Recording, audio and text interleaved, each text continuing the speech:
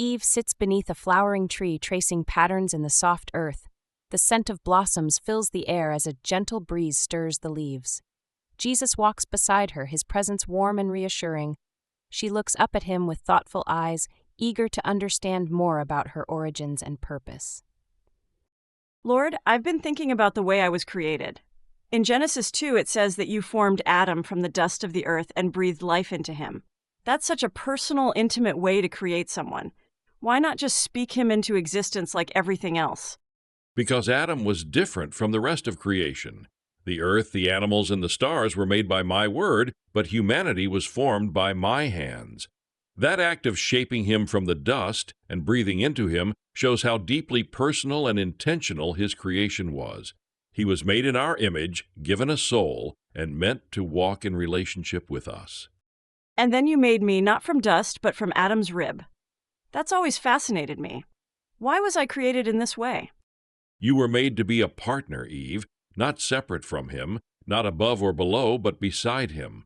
By forming you from Adam's rib, we showed the world that man and woman were meant to stand together in unity.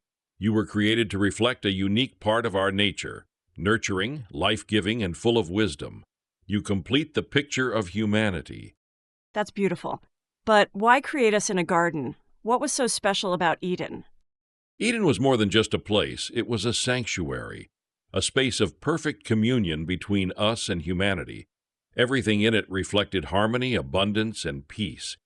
It was where you could walk with us, speak freely, and experience the world as it was meant to be, untainted by sin or suffering. And in the middle of the garden, you placed two trees, the tree of life and the tree of the knowledge of good and evil. I often wonder why you put that second tree there. Wouldn't it have been better if it hadn't existed? That tree was necessary, Eve. Love and obedience are only real when there is choice. If you had no option but to follow me, would it truly be love? The tree of the knowledge of good and evil was a test, not to trap you, but to give you the chance to choose trust over doubt, dependence over self-reliance. I see. And the tree of life? That must have been a gift beyond anything I can imagine. It was. The tree of life represented eternal communion with us. It was always our desire for you to live in harmony with us forever. But when sin entered the world, access to it was lost, for a time. But know this, Eve, the way back to life was never forgotten. One day, the gift of eternal life will be restored through me. You think so far ahead, Lord. When you made us, did you already know we would fall? Yes, and yet we still chose to create you. Love is always worth the risk. Even knowing the pain ahead, we saw the joy that would come when redemption is complete. That's so overwhelming to think about. Everything was made with such care, such purpose. And yet, you also allowed freedom and choice, even knowing the cost. That makes me want to trust you more, Lord. That is the heart of it, Eve. Trust. Eden was only the beginning.